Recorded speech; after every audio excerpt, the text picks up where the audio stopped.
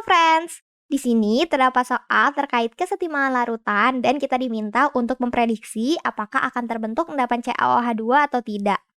Dari soal, kita dapatkan informasi terkait volume dan konsentrasi reaktan yang digunakan, yaitu untuk volume CaCl2 adalah 10 ml dengan konsentrasi 0,2 molar. Untuk volume dan konsentrasi NaOH juga sama ya, friends. Nilai mol bisa kita dapatkan dengan mengkalikan nilai volume dengan nilai konsentrasinya, yaitu untuk mol CaCl2 kita dapatkan nilai molnya adalah 2 milimol, dan untuk mol NaOH adalah 2 milimol juga. Selanjutnya kita buat saja ya persamaan reaksi antara CaCl2 dan NaOH yang menghasilkan CaOH2. Karena reaksinya belum setara, kita setarakan dulu ya, friends. Di bagian kanan terdapat 2 OH, sehingga di bagian kiri kita buat menjadi 2 OH, dan di bagian kiri terdapat 2 atom Cl, sehingga di bagian kanan juga kita buat ada 2 atom Cl. Nah, karena sudah setara, kita langsung buat saja kondisi mula-mula, reaksi, dan juga sisanya. Pada awal, nilai mol CaCl2 dan NaOH adalah 2, dan nilai mol CaOH2 dan NaCl adalah 0, karena belum terbentuk. Karena pada awal reaksi, tentunya produk belum dihasilkan. Kemudian, apabila kita bagi nilai mol dengan koefisien reaksinya, maka hasil pembagian tersebut pada NaOH adalah 1 karena 2 milimol dibagi koefisien reaksinya adalah 2, dan untuk CaCl2 adalah 2, dengan 2 milimol dibagi koefisien reaksinya adalah 1. Nah, karena nilai hasil bagi mol dengan koefisien reaksi NaOH itu lebih sedikit atau lebih kecil, sehingga kita gunakan NaOH sebagai reaksi pembatasnya. Sehingga untuk mol CaCl2 yang telah bereaksi adalah 1, sedangkan NaOH adalah 2. Nah, nilai minus kita gunakan untuk mengindikasikan bahwa CaCl2 dan NaOH ini berkurang untuk menghasilkan produk CaOH2 dan NaCl. Kemudian, untuk mol CaOH2 dan NaCl yang dihasilkan kita dapatkan dengan membandingkan koefisien reaksinya dengan NaOH. Selanjutnya, pada kondisi setimbang kita dapatkan mol masing-masing zat dalam reaksinya adalah sebagai berikut. Selanjutnya, kita dapat menghitung konsentrasi CaOH2 yang terbentuk dari reaksi tersebut, yaitu dengan membagi mol CaOH2 dengan volume total. Untuk mol CaOH2-nya sendiri kan tadi kita dapatkan 1 milimol ya, dan untuk volume totalnya tentu saja 10 ml larutan CaCl2 ditambah dengan 10 ml larutan NaOH, sehingga kita dapatkan volume totalnya adalah 20 ml. Sehingga kita dapatkan konsentrasi CaOH2 yang terbentuk dari reaksi adalah 0,05 molar. Nah, suatu larutan apabila terdapat pada kondisi tepat jenuh, maka larutan tersebut akan mengalami kesetimbangan. Contohnya, apabila terdapat larutan AXBY yang terdapat dalam kondisi tepat jenuh, maka larutan tersebut akan mengalami kesetimbangan dengan ion-ionnya yaitu Ay+ dan Bx-.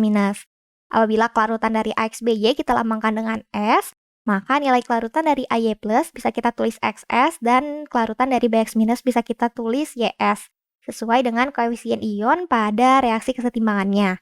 Kemudian nilai Ksp atau nilai tetapan kesetimbangan reaksinya bisa kita dapatkan dengan mengkalikan konsentrasi dari ion-ion tersebut yang telah dipangkatkan dengan koefisien reaksinya, yaitu konsentrasi Ay+ dipangkatkan dengan X dikali dengan konsentrasi Bx- dipangkatkan dengan Y.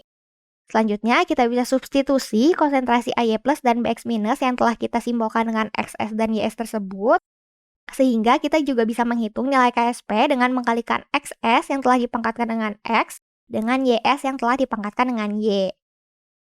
Selanjutnya, tadi kan telah kita bahas terkait Ksp, yaitu nilai tetapan kesetimbangan reaksi.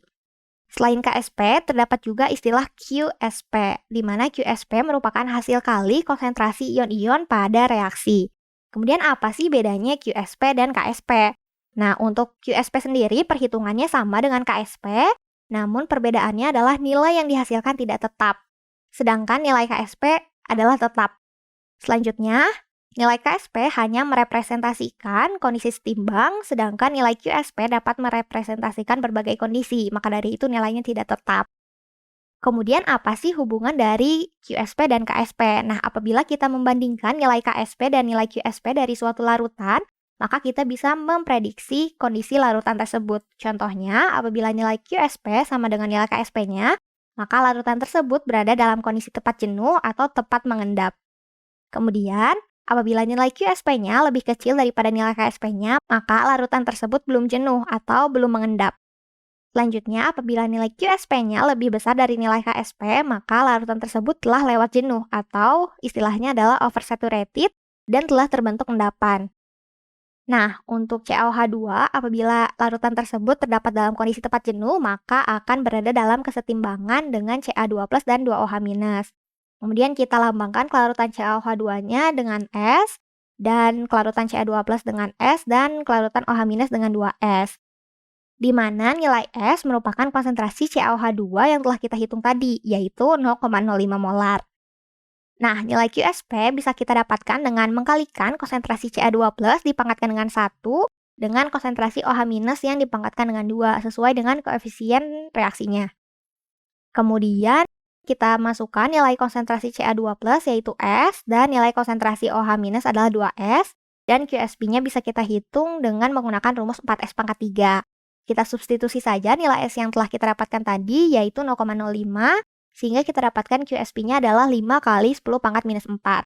Nah, pada soal diketahui nilai KSP CaOH2 adalah 8 kali 10 pangkat minus 6, sedangkan nilai QSP CaOH2 yang terbentuk dari hasil reaksi tadi adalah 5 kali 10 pangkat minus 4, sehingga nilai QSP-nya lebih besar dari nilai KSP. Sehingga kita bisa prediksi pada soal ini telah terbentuk endapan CaOH2. Sampai jumpa di video berikutnya.